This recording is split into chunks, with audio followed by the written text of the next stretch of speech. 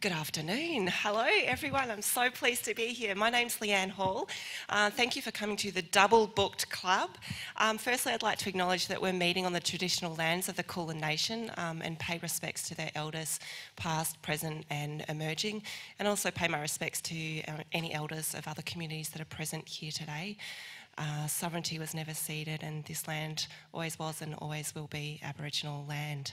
I am so excited to be on the stage with Alison Evans and Yassmin Abdel-Magied to talk about highway bodies and You Must Be Layla. I absolutely loved these books. I know that you've been sent the first chapters of them, so I hope you've had a look. But if not, don't worry, because we're going to have a bit of a reading to start with. But firstly, I would like to just impress you all with the amazing achievements and careers of Alison and Yassmin. Alison Evans, here to my immediate left, is the author of Highway Bodies and Ida. They are the co-editor of Concrete Queers, a zine for queer and questioning artists. Alison's first book, Ida, won the Victorian Premier's People's Choice Award in 2018, which is a massive achievement. Yassmin Abdel-Magied is a Sudanese-born Australian mechanical engineer, writer and social advocate. She published her debut memoir, Yassmin's Story, at age 24, and her writing has appeared in publications like Teen Vogue. I'm impressed by that. London's Evening Standard, I love Teen Vogue, The Guardian and numerous anthologies. She's also presented and created for television and been involved for a really long time in not-for-profit work and advocacy. She's been awarded numerous awards nationally and internationally for her advocacy, including the 2018 Young Voltaire Award for Free Speech and Queensland Young Australian of the Year in 2015. Please give a really, really warm welcome to Alison and Yassmin. Also, everyone wave a big hello to people watching via live stream. This event will be live streamed. And I also want to throw my love and solidarity and support to the students who are striking for climate change today. Go students! All right. So, Yassmin, I was wondering if you would like to read for us from You Must Be Layla. Thank you. So I'm going to read just from the first chapter. So you may have already read this as it was sent to you, but I think it gives you a little taste of Layla. "Oh, this skirt is the worst," Layla muttered to herself as she studied the mirror on the back of her wooden bedroom door. Biting her lip, she tucked the cream shirt into her maroon skirt, untucked it, then tucked it back in again, weighing up which option was less ridiculous. OMG, nothing was working. How was she supposed to make any friends at this new school when the uniform made her look like a nun? Layla squinted at her reflection, her bushy black eyebrows furrowing together. She wasn't even like one of those dope singing nuns from the movie Sister Act 2. No, in this uniform, she looked like a mean old lady who realized marrying God meant no one is around to help do the dishes. "Oh, happy day," Layla started humming, distracting herself with the thought of the famous gospel tune. The 13-year-old loved singing, even though her older brother Ozzy always said that she sounded like a choking chimpanzee. "He doesn't appreciate my talent," she thought to herself. Deciding to go with the shirt tucked in, she turned her attention to the next challenge, her headscarf. It was a shiny polyester maroon piece made to match the burgundy skirt of the school uniform.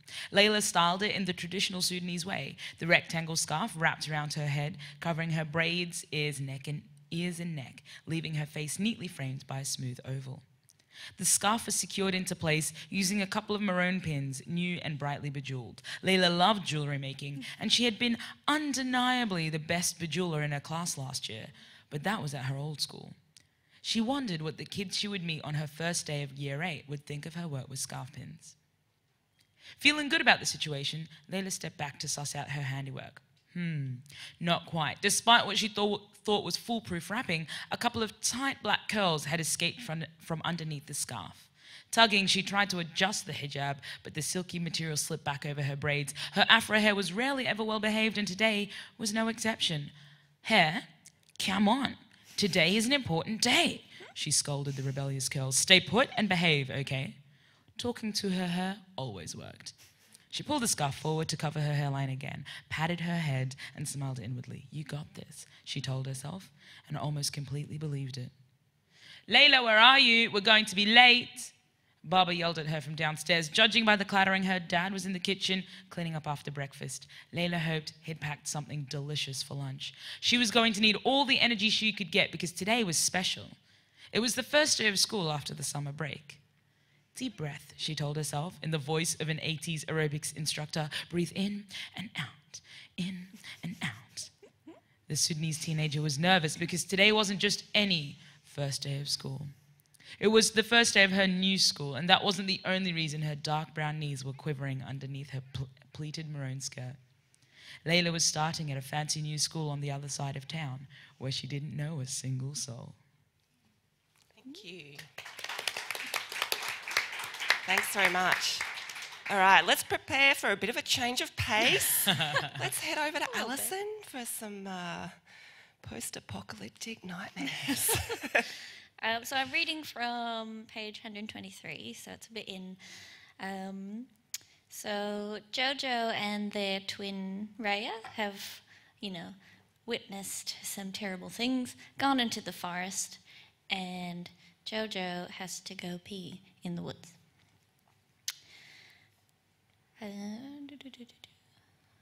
I walk maybe 100 meters. The bush isn't very dense, so it takes me a while to find a place to pee.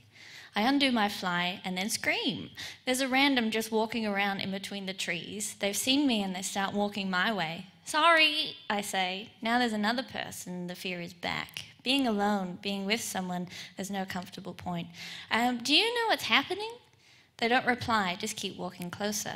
Their face is really dirty. Maybe they've been out here a while.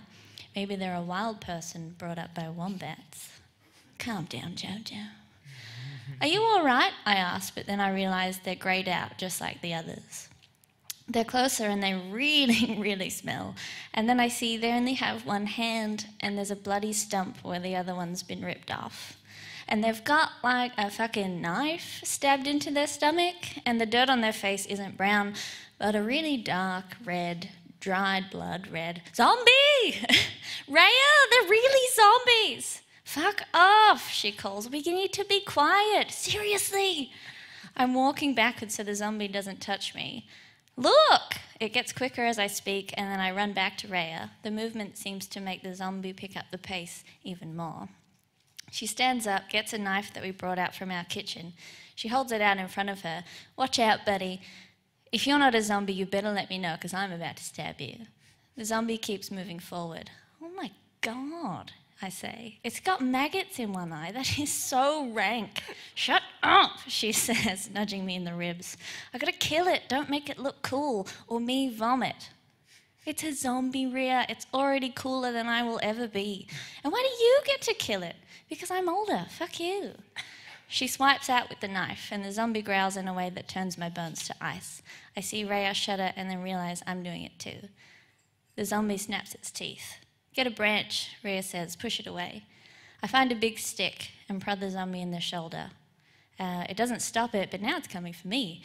Rhea, I yell, hurry up. All right. She goes behind and plunges the knife into its spine with a crack. The head topples over, but it's still attached. The zombie swings around and lunges at her. She dodges. What the fuck, I say. They kill them so easy in movies. We need something heavier or like longer. She dodges again to avoid its arms. I kick its back. It falls over. I stomp on its skull, which is really hard. I don't know why it would be soft. Pin it down, she says. I kneel on its back. It's scrambling. I manage to keep it down despite my spindly arms while Rhea severs the spinal cord.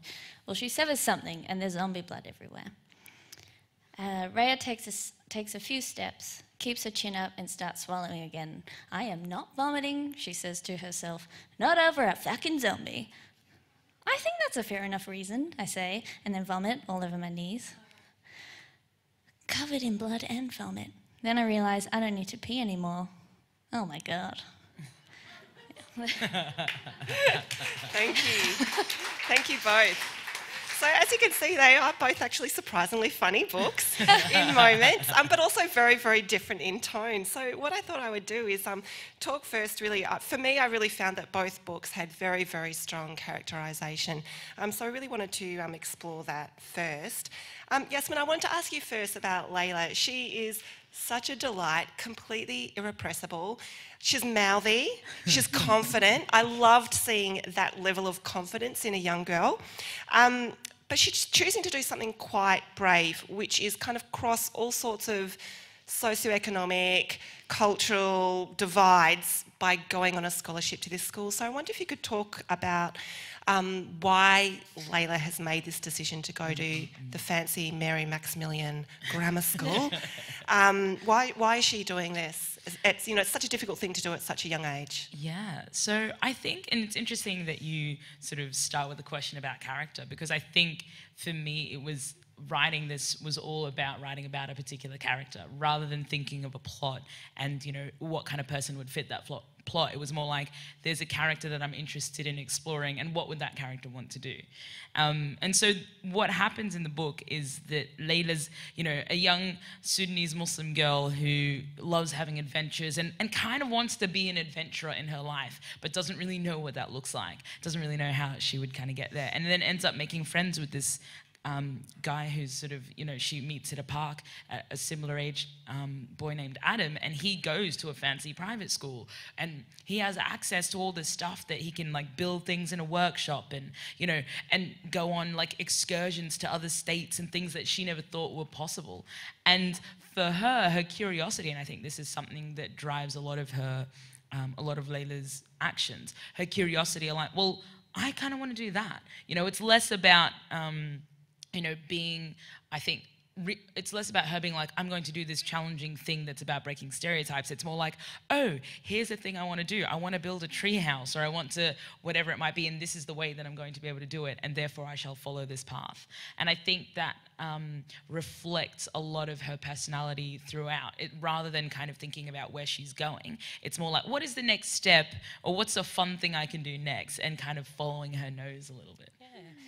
I think she's a really well-balanced character. I really do like the fact that she's interested in robots and science and climbing trees. She also really wants to bejewel the hell out of anything. Anything needs to be blingy, on. Right? Like jewellery on everything, sparkly, you know. Yeah. Did she come to you all at once, or was it a matter of just sort of building her up gradually from the ground up until she became this well-rounded, balanced character for you? I think there was a seed... and I've been asked a lot if it's autobiographical, and I think definitely there's like a seed of who I wanted to be maybe at that age, right? I wanted to be this kind of really confident young woman, and so there was a seed of the kind of curiosity. That's where I started, and then over time, honestly, as she discovered herself through the story, that kind of it laid itself out a little bit more. And I think also the fact that she's a flawed character in lots of different ways kind of lends to her being a little more real, right? A little less an archetype or a stereotype or a way to make a point about anything, and more like, you know, a young teenage girl that just has lots of different interests, and it might not all make sense to an outsider, but she's just kind of curious about the world, and that curiosity plays out in lots of different ways. I did want to ask about her being a flawed character, because I really love the fact that she does make mistakes and then have to amend for those mistakes. She's got a bit of, I think you describe it as like she has got a bit of a verbal diarrhea problem at times. But we also see her come up against situations that are really challenging and difficult. And at Layla's new school, she comes across stuff like small microaggressions, and then some stuff that is like outright prejudicial behaviour right up in her face. And you see her asking for advice from different people around her and being told different things, turn the other cheek, or no, stand up to them physically. How did you tackle showing racist and Islamophobic behaviour for the age group? Because I think you got I think you got it quite right. Like, it feels safe, but it also feels real. And I think that kids of colour are going to know that stuff's going on and going to have had those experiences. And you do explore a few different ways without moralising about, well, how do you respond when somebody's being horrible to you? I really appreciate that. I think the reality is, as you say, that kids of colour, you know, growing up in Australia, are facing these issues, right? And so it's not as if this is, you know, a new thing that they're being told about. It's kind of like a reflection of the world that they exist in. And I think, you know, there are lots of different issues that she faces, real kind of things that come up. And it's not I think sometimes people sort of want you to tackle only one issue, or they want you to be kind of, you know, we'll go deep into this and everything else doesn't happen. And it's like, well, for somebody of that age living in the world that we're in, all of those issues happen all at the same time, right? You don't get to choose which one of those issues you want to deal with. And so I think it's like actually about respecting the readers enough to be like, yeah, these are the issues that you're going to face, and not making them, I guess, and this is probably where I drew a lot from my personal experience or the experience of people around me at the time. Because, I mean, the other similar thing is I ended up, when I was in primary school, got a scholarship to go to a fancy private school. And sort of had familiarity with what it was like to go into this new space. And also the challenge of not knowing what the right thing to do is, right? Because you're sort of like, well, there's no guidebook. You know, my parents Layla's parents tell her different things. Her brother tells her a different thing. You know, the people that she's studying, you know, the inspiring leaders that they study in history class, they do different things. And she was like, she asks herself, like, which one of these paths do I want to take? And honestly, I think part of exploring these questions was an exploration for me, right? I think that Layla taught me as much as I created her, if that makes sense, as I wrote the book. That's part of the reason why she explores things like forgiveness of people, and tries to figure out the truth of the situation. And I don't think comes up with an answer per se, but more a way of figuring it out that feels right for her at the time. But there is still space at the end to sort of say, well, it might be different. Yeah. Excellent. Let's jump to Alison for a little while, because I think, you know, Layla is a really, really strong character in You Must Be Layla. And also there's a lot of great secondary characters, her family and her friends at school. Alison does a wonderful job in Highway Bodies of juggling a really, really large cast of characters. So they read from a bit from Jojo's perspective in the book, and Rhea and Jojo are siblings, and they form one of three threads in Highway Bodies.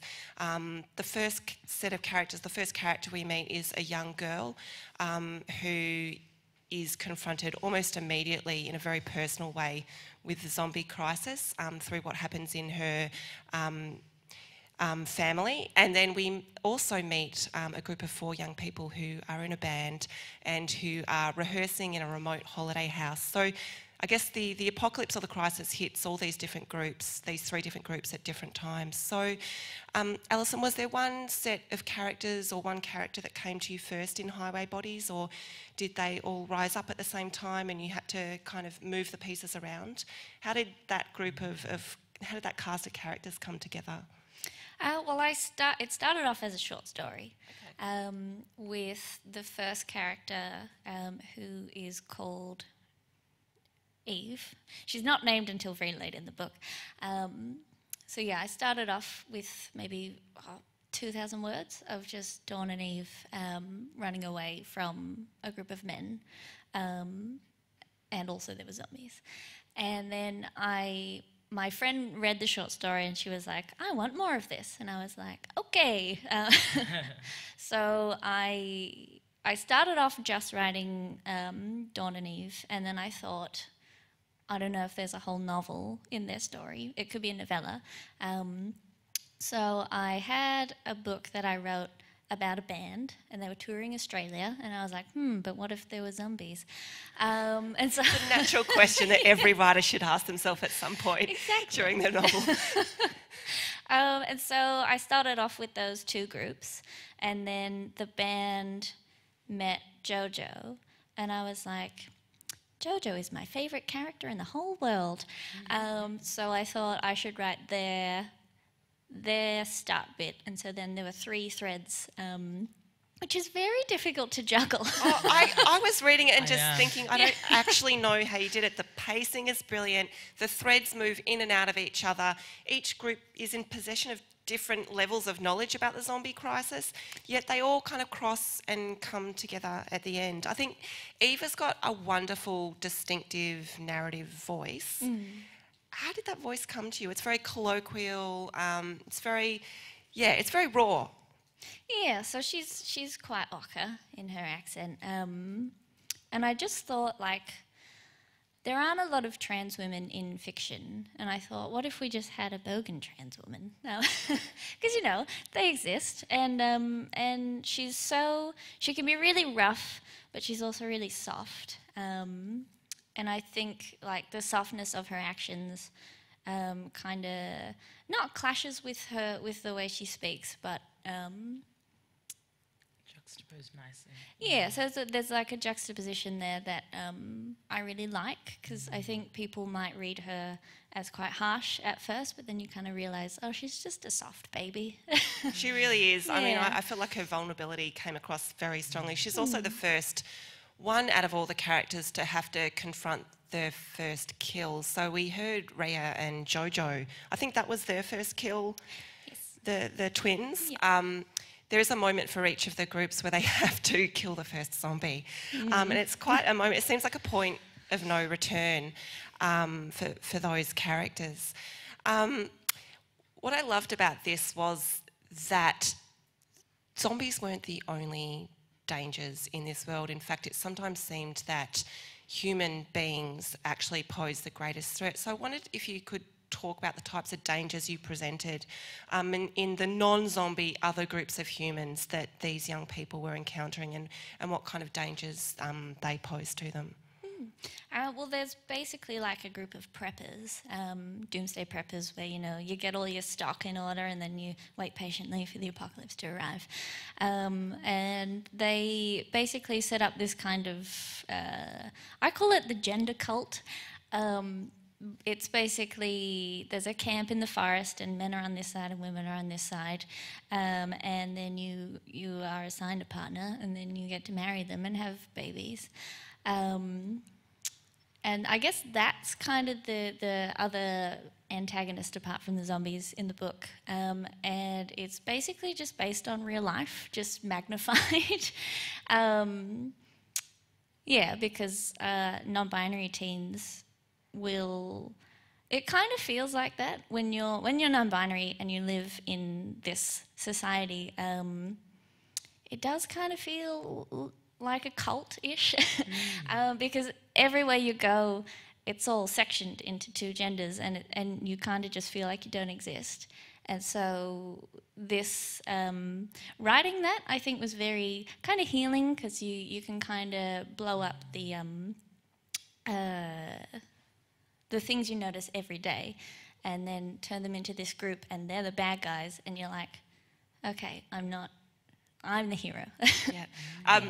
The survivalist camp comes across is extremely, extremely heteronormative and creepy. Yes. Like, it's super creepy. I actually read a review of Highway Bodies that described it, or said that, you know, it operates as an allegory for growing up queer in a hostile world. And I'm just wondering whether, like, was that like a big intention from the start, or was that a subconscious thing that you think came through in your work?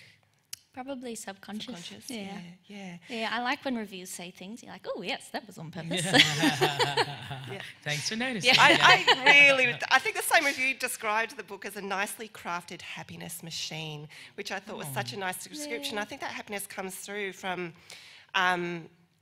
queer family in the book. Like, these young people find each other and they support each other and they stick together through a very, very visceral situation, as you heard in the reading, with a lot of blood, a lot of vomit. Yeah. Have you ever been in a band? I thought the camaraderie with the four band members was wonderful. I mean, they were just so, and even Rhea and Jojo were so accepting. Everyone is getting really funky and smelly and disgusting, and they're under a lot of pressure. They're not eating much. It's very hot. Things are difficult, yet they do both have friction and also support each other. Have you had experience of being, like, in close confines in a band van? Well, not in a van. Yeah. I was in a band. My mum's here. She used to drive me to band practice. We learnt one song. All you need, just one. And we never performed, but it was very fun. Okay, yeah. I feel like that group dynamic comes across really, really strongly. Yes, when you alluded to Layla being, you know, slightly some autobiographical elements in some way, and I think all writers put themselves in the work and bring themselves to the work. But I do wonder whether some writers get asked more about their personal life or get asked more than others as to whether their work is autobiographical. There's this assumption that it must be autobiographical, or alternately, get put on the spot a lot to kind of explain or educate or talk about their identity in some way. I'm just wondering whether either of you feel that this has been a focus sometimes when you're on panels or in festivals or getting interviewed or asked questions. Has this been something that you feel happens? Are you cool with it? Does it irk you ever?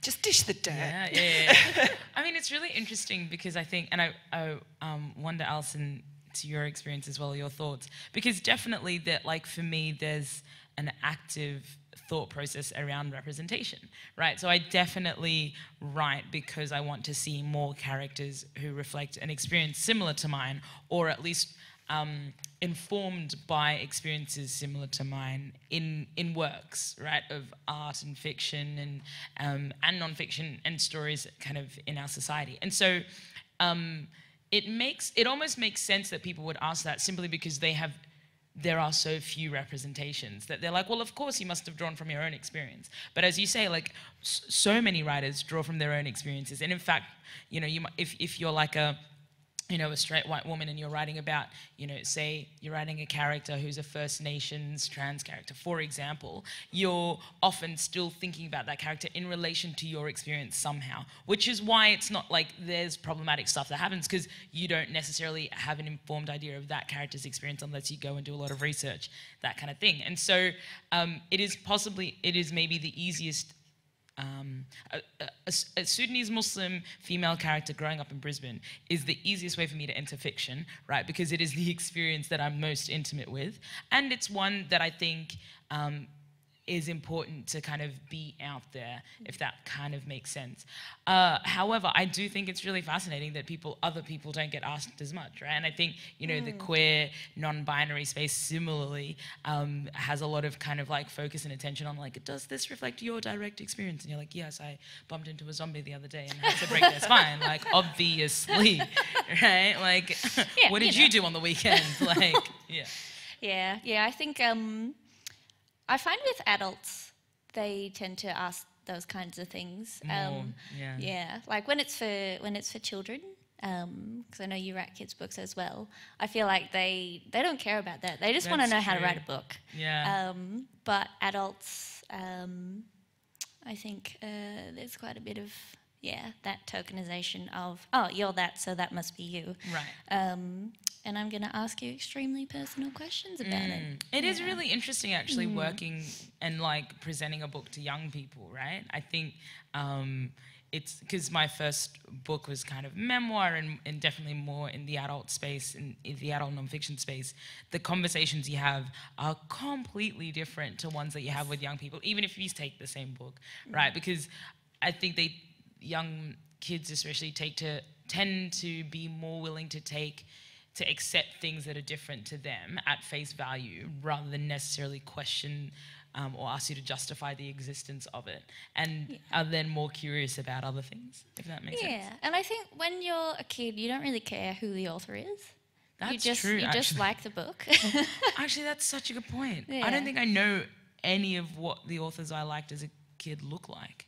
Yeah, unless they had a little picture. Yeah, true. Which often would look quite different to what they actually did look like. 10 years old and looking at like that's younger. such a good point, actually. Yeah, You're less interested in like how much of that person's story is their own. Yeah, like I guess at events when you're actually speaking to them, they do care a little bit, but when they just take the book, they only care about the book, I think. Yeah. It's very generous. Have you had much... I know that these books are kind of sort of fresh off the press, but have you had much feedback yet from readers, including young readers, but maybe also adult readers as well, about particular events or scenes or characters or scenarios in the book that they've particularly connected with? I mean, one thing that people have asked me a little bit about is the sense of humour that Layla has, which... It's very cool. Yeah, oh, thank you. But I think it's interesting. So firstly, I think humour is such an Australian thing to use, especially in the face of, you know, prejudice and bias. Like it's a very strong coping mechanism. But also I think people are like, oh, Muslim women are funny, right? Or like, you know, like you can make jokes about being black. What? It's like, yes, all the time. It's great. And it's also been really interesting when I've done readings to school kids about the difference, like depending on the demographic of the school, what jokes kids laugh at. And like especially when it comes to like the Muslim or the racial sort of jokes that Layla makes, which she thinks are hilarious. She, you know, thinks that her jokes are the best. And then sometimes there'll be like a particular joke that like the Muslim kids will laugh at, or the like, you know, kids of colour be like, yes, like nice one. And then if I read to a room of like, you know, private school white kids, they're like, she said, what? Are we allowed to laugh? Yeah. Like, and that's really, really, really interesting. But I think that generally the fact that a character who's going through a lot still maintains a sense of humour, people are quite curious about. Yeah, I don't know. Yeah. What about you? Not any scenes in particular. I guess people talk about themes, like what you said before, or someone said something about the older kids being like mentors, and I don't know, it's very interesting when people read things into your work and you're like, I didn't even know I did that, but thank you so much. Yeah, I guess, I don't know, everyone's just been very nice. Which we're totally cool with, yeah. Actually, speaking of people pulling out themes that you didn't expect, the publishers, Penguin did teacher's notes that go with the book, right? Oh, they're wild. Oh my God. Teacher's notes are wild. Teacher's notes are amazing. I was like, what? Oh my God, I didn't realize I even approached this I'm scene. so clever. You know, like, yeah, wow, what a brilliant author, right? I was just like, it was mind-blowing. But one of the really interesting things that these teacher's notes talked about were like the idea of power. And obviously, I mean, in hindsight, quite obviously, if you're discussing issues of being, you know, from a marginalized group in an institution that is very much kind of like reflective of the mainstream norm, and you're faced with kind of prejudice and bullying from not only from children but from the institution, that is about power implicitly. But I didn't write it thinking, oh yes, I'm going to teach 10-year-olds about the concepts of power, right? But it is quite interesting to see that come out, like, and the fact that like older members of the institution or leaders in the institution reflected prejudices that then the younger kids would pick up and reflect, and how that kind of plays out in the society. Then talking to kids and being like, well, what do you think about this? Like, one of the questions in the teacher's notes were like, do adults ever become bullies? You know, and which is so interesting because we don't think of bullying, I think, generally as something that happens outside schools. Like when we think of bullying, it's very much like a school kind of context. But of course, that dynamic and relationship continues to exist outside, but we just give it a different name. Was it, I know, Alison, you've written a YA novel before, and Yassmin, you've written a memoir. Was writing for young people just a natural fit for you? How did it come about that you both ended up writing for young people? What do you reckon? Do you want to go first? Sure. I guess like when I was growing up, there wasn't really much queer stuff. Or if there was, it was American. And I was like, I cannot relate to this at all. And I didn't read a non-binary character until I was 24, 25. And I was like, there are a lot of non-binary teens, and I didn't have those words when I was growing up. So basically, my books are kind of me saying, you know, it's okay. You're normal, and then let's talk about cool stuff like parallel universes or zombies. Yeah. Yes, I mean, I think, that's like, I think super reflective of a lot of, again, marginalized groups who are like, we don't want to just focus on the thing that has made us, you know, different to the norm. Like, we don't want to just focus on being non-binary or being Muslim or being whatever it might be. It's like we're these things, and also, you know, there's all this other stuff happening. I think it was quite fun. I mean, the thing that probably made it easier for me is that my sense of humor is that of a 10-year-old, right? like anyone who knows me well is just like, the more you hang out with Yassmin, the more her humor disintegrates into like basement, like dad joke, you know, potty level. Yeah. Anyway, so like, and I will find them so funny. Like, I will be the only one laughing, but I'll enjoy it. So that's all that matters. And so that works really well in a kid's book. Yeah. Yes, and I read that you were really into fantasy. You wrote a piece for Yes. The Guardian recently where you're really into fantasy, and it seems, Alison, you're pretty firmly in like the genre or speculative fiction camp. What is it that genre fiction or speculative fiction or fantasy can do in a book for you as a reader or as a writer? I know that Yassmin, yours, you know, You Must Be Layla is very contemporary realist, but what can genre fiction do, or what draws you to it, either as a reader or as a writer? I mean, I think it's like fundamentally what is the joyful thing about reading, right? It's that it's a creation of a whole new world, right? You kind of get to suspend belief in a way or suspend disbelief. Yes. I was like, do I? Yeah. So you get to be you get to enter into a world that has perhaps different rules and, you know, isn't confined by the same stereotypes or the same kind of norms that exist in the realist world. And I certainly, when I was growing up, fantasy for me was the only space where I felt like somehow I could fit.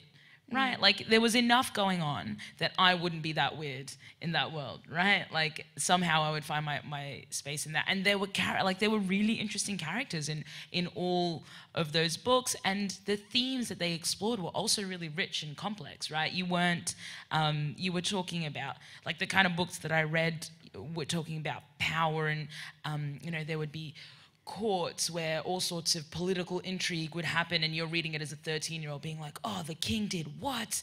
You know, right? Like things like this, but you never talk down to, you never sort of given a sense that you don't know enough to be able to understand it. Like you were sort of treated as a serious reader, and that was quite empowering, I think. Yeah.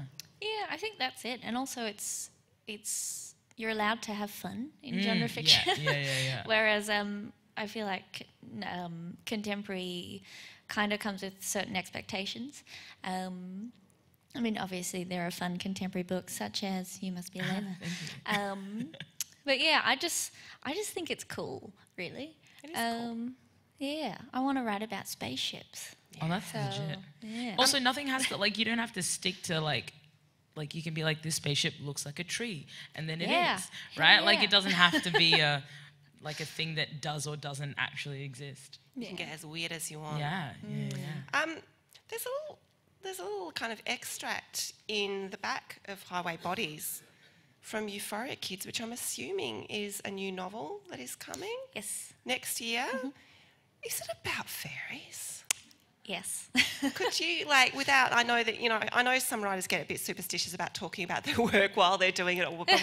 Can you just give us, like, just a little teaser? Or just, like, what's it about? Well, Euphoria Kids comes out next year, so I've already written the second draft. And basically That's after... so cool. Congrats. When I saw Thank this you. in the back, I was like, so quick, so fast. It is so fast. Yeah, after the plebiscite stuff, I was just very sad. So I thought, why don't I write a book with all my favourite things in it? So trans kids who have a nice time and don't have trauma porn going on everywhere. There's magic, there's plants, and there's crystals. I just really think crystals are pretty, and maybe they could be magic, I don't know. But yeah, Euphoria Kids is basically 3 trans kids meet each other and learn about friendship. And also there's a witch who cursed one of them, and then they have to find the witch. Nice. Sounds like But all my it's- favourite things as well. Yes, and what's very going to be next for you? Well, there's a couple of different things, so I'll hopefully get the chance to write another sort of similar aged fiction book. So that's kind of the vibe. I'm actually... You have a natural voice, I think, for that. Like, it comes across, Yeah. you know, very Thank you. strongly. That's Yeah. very... thanks. I'm still in the phase where I'm like, oh my God, yay, people actually like it. That never ends. And I'm actually in a... this is much more serious. I'm writing the book proposal for a book on the intersection of ethics and technology, which is so serious. And just like, this is so much more fun. Yeah. Because the other one, like, you can already hear all the people having all the questions and being like, but, so yeah. So that's the kind of, the next headspace that I'm going to be in, which is serious but important. But I need, it's nice to have something to balance that with. Excellent. Yeah. I could keep asking questions all day long, but I think that we should actually have some time for audience questions. So if anyone in the audience has a question, we have two roving mics going on to your left and right. Anyone got a question? Also, mums are allowed to ask questions as well. Hi, Yas. Oh wow, the sound. Hello, Yassmin. I have to confess I haven't read the book, but you mentioned that Layla finds or wants to be an adventurer. So I'm wondering if you know what you want to do, or whether you develop the taste for it once you've actually done it. So does the ambition of being an adventurer comes first, or does the adventurer develop, or an adventure, going on an adventure, develop that sense of? Oh, that's such an interesting question. I think, for me personally, you mean? I think I'll give everything a shot, right? Like there are so many things in my life that I never thought that I would do. Like I never thought that I would write a fiction book. Like not a chance if you'd asked me a couple of years ago, even 2 years ago. So I think there's a desire and a capacity if you're someone, maybe less an adventurer, but someone who's curious, right, about what's possible, right? What isn't possible is me swimming, right? Like not a fun time, right? My bones are heavy, I sink, right? It doesn't work. But I gave it a shot, right? And the swimming instructor was like, do you know what you're doing? It's like, clearly not. So I think I will tend to give everything a shot, and then at the end of it be like, oh, was that a bit of fun? That was a bit of fun, let me try that again. And so I guess it's perhaps about a sense of curiosity, and it's also something that I think it's a cycle where the more you do it, the more you enjoy doing it. And I'm quite addicted to the learning of something new, right? I love that when you don't know anything about something, and then a year later you know something, right? You're like, oh, I didn't have this skill before and now I do. How cool is that? Yeah, thanks. Don't be shy. I was saying to a group the other day, grade 5s are like if you were all in grade The whole 5 front right row now, would have been you would all be like, yeah. I was wondering, after the initial idea you get for a story or project that you're working on, would you discuss your process on how you go about outlining and stuff? Well, I guess I usually start with a scene, and so for this, the scene was Eve and Dawn are camping in the middle of the bush, and they're afraid. And I was just kind of like, why are they there? Why are they afraid? And what is their relationship to each other? And then I think after that, I write the scene, and then I sort of think about the characters, and I think, why do I care about them? Why do I want the reader to care about them? And then just kind of go from there. I feel like I have to start with characters because otherwise I don't care. Yeah. That's really cool. I think I definitely start with the character as well, and I typically it typically tends to be a riff of somebody I know, right? So lots of the characters in this book are like vaguely an uncle or someone I went to school with 3 years ago. Wow, 10 years ago. Wow, what happened there? That was very optimistic. And so I find people really interesting. So I'll be like, oh, there was this person I met who, is the problem with being friends with a fiction writer is that you will end up, somehow in their book, especially if you're interesting. And so I'll start with that, and then it's a question of oh, what would they do with their life? Like, how would they go through life? And I mean, with this, I started, like, the thing that I thought was, okay, she's curious and she wants to go to this new school, and then she faces, you know, experiences of prejudice and so on. And then what does she do with that? So I wasn't quite sure where it would end up. And I think generally when I'm writing, writing helps me think, right? And so I'm much less likely to have the answer before I write and to know what I'm going to write, but I've got a sense of where I'm going. Sometimes I end up in a place that's not quite right, and so you kind of have to rewind and go back. Yep. But that's, yeah. You're like, no magical forest exists in this school. Like, why is there a magical forest? Like, you know, just I just thought it was cool. Yeah, my editor was like, this is completely tonally different from like, yeah, okay, we can take it out. Sad face. Rest in peace. Was there a question in the, yes, over here?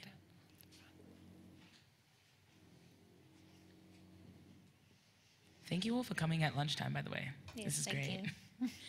I just wanted to ask you both, friendship and family, whether they're biological family or found family, seems to be really important to both of you in those books. And I wanted to know how sort of deliberate that was, given that a lot of young adult fiction deals with absent or dead families, you know, no siblings, and quite a lot of romance. Really curious about that. Interesting. Yeah. Yeah, there's like not that much romance in mine. There's kind of like, I mean, I think it's interesting, I think, because for the kind of life, it sort of, reflecting on your question, you're right. Like, a lot of young adult fiction doesn't really have much family, or the family's not really involved in their life or whatever. Whereas for me, being a teenager, my family was super involved. Whether it was, you know, I think when I was younger, definitely biological, and as I've been older, sort of like chosen family. But like, I couldn't imagine life without that. And I think that was something that I missed when I was reading young adult fiction growing up, is I was like, but people don't talk about family, and family is such a huge part of even how I think of myself as a person. So how could I not reference that? And also maybe it's a reflection of an individualistic society where we think it's all about you as an individual, and part of this is kind of a shout out to the fact that we're much more collective than we like to think, maybe. Yeah, I think mine's the same. I mean, I do kill a lot of parents in this. Sorry. But family is important, especially when you're a teenager, because you live with your family, or you go to school with your family. They're there every day. And I didn't have any romance in high school. I didn't date till I was like 24. Just because, I don't know, like, I just didn't date as a teenager. And I thought, well... Yeah, I think similarly, like, it like, all of that stuff was very much like, I either read about it or heard about it, but like, it didn't seem to come into my orbit, right? Yes. I mean, I definitely was interested in people, and my like diaries are full of like, Shane looked at me.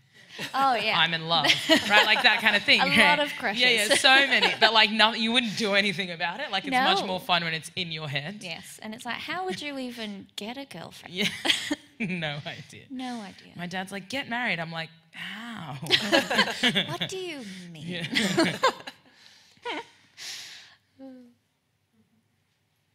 My dad's still like, get married. I'm like, how? Okay, it's probably a funny question to ask. It's really about a woman of colour.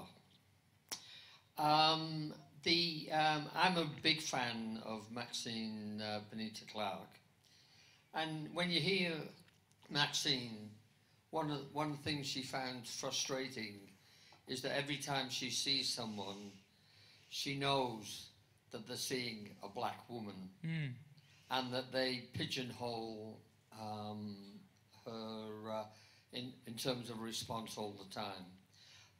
I actually wonder, have you thought if an old white guy like me wrote a book about a white kid going from basically a poor under-resourced public school and bringing a scholarship to a white person. Do you think readers would recognise that much more than what you've done in terms of in your situation? And how do we overcome that?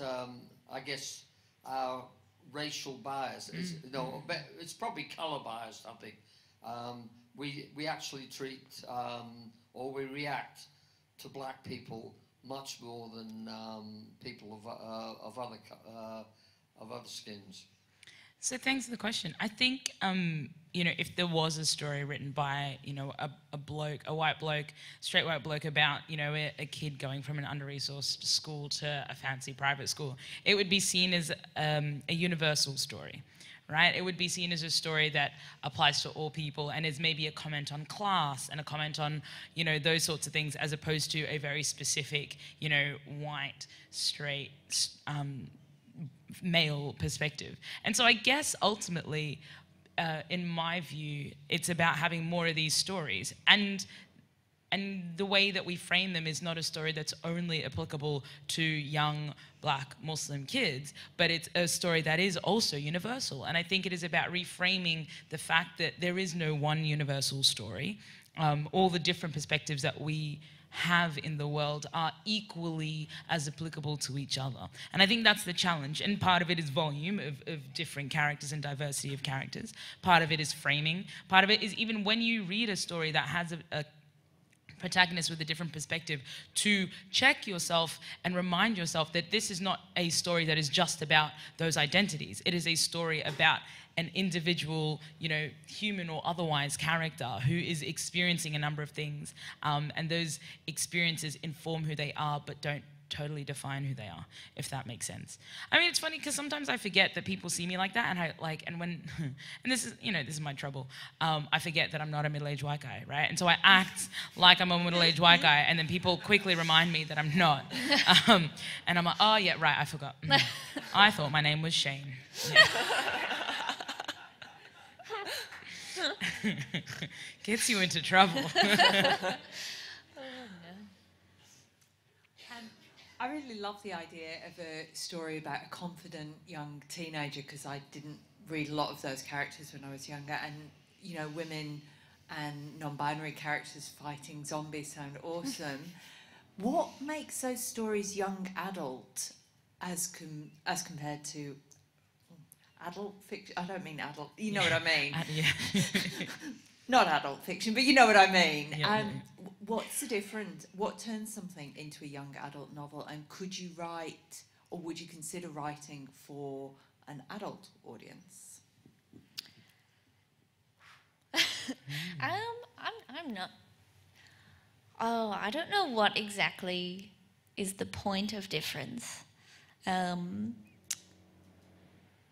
don't know. I mean, I think, on first glance, it would be the age of the protagonist. Yeah. Like, the fact that they are a teenager in school. From a publisher's perspective, it makes more sense to kind of put that in the young adult, or, for my book, it's sort of middle grade, lower young adult category. And also the themes, the way that, I won't talk about, drugs or sex or things like that in my book. And so it's a cleaner book that is able to be read by 10-year-olds and so on. But I think what's been really interesting is that older people have really liked reading the book, because it does explore themes that are relevant to, I think, all of us, around bullying and forgiveness and, being a strong female protagonist in your life and all those sorts of things. I'm curious about the difference between the experience of writing a young adult fiction book and an adult fiction book, because I think that, perhaps young adults,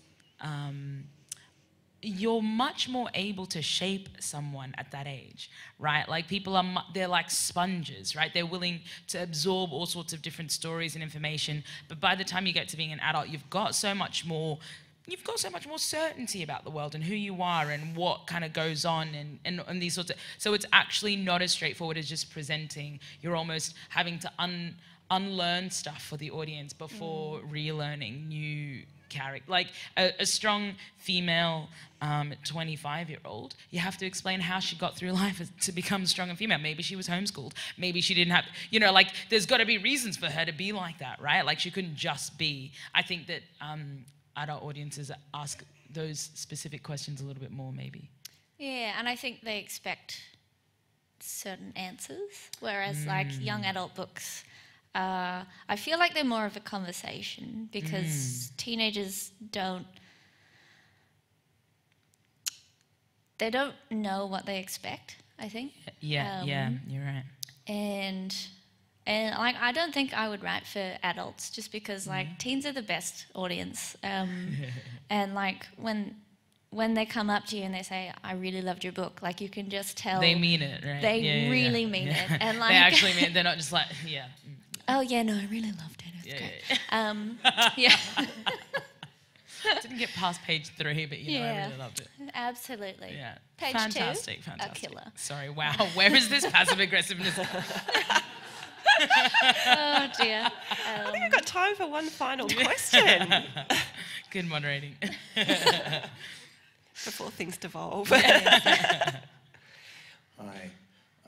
Right, we're all different, and I really admire the stance you both have taken. I just want to ask whether you must have some times when you've been attacked that you have a low point, and when that comes, how do you cope? Well, yesterday I was on the radio and I asked the host to not misgender me, please. And then he was like, okay. And then he did. And then I said, that's not good enough. Why'd you do that? And he was like, oh, no, I didn't do that. So I cried a lot. And then I thought, what's the point in doing anything? And then I wrote, because I was like, well, he's not my reader. Teens are my readers, and I'm doing it for them, and that's how I deal with it, I think. Yeah. So I moved countries and got therapy. Therapy is good. Yes. I don't know. I think that like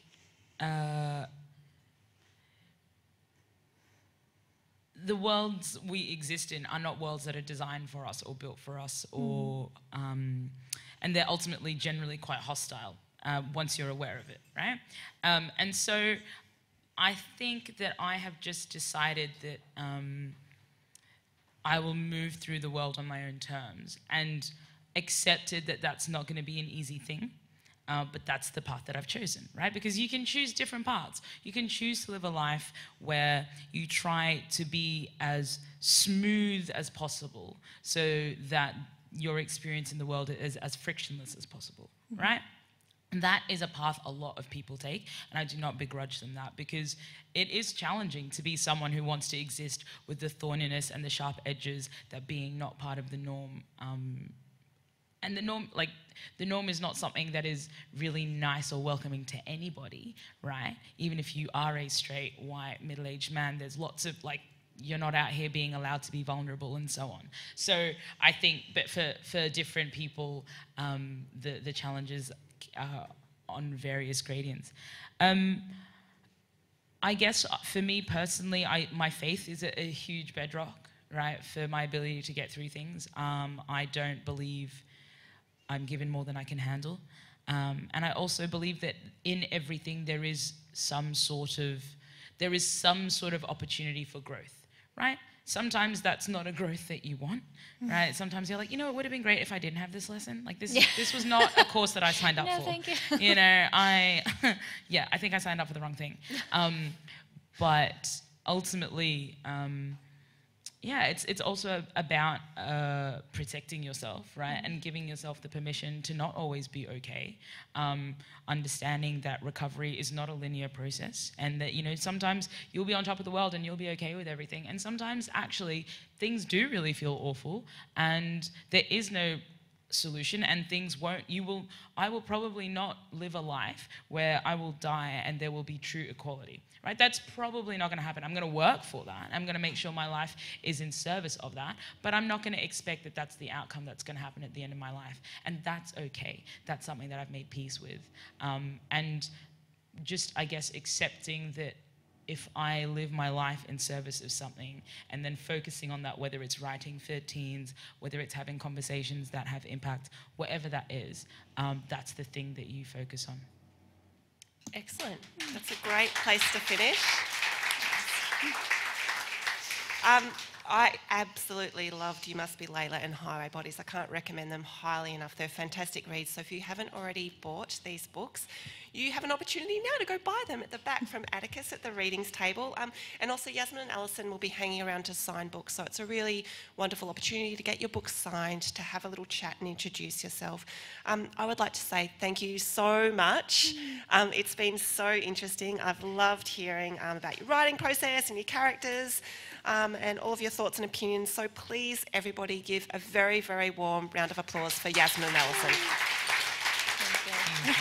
And thank you. Thank you. Wonderful.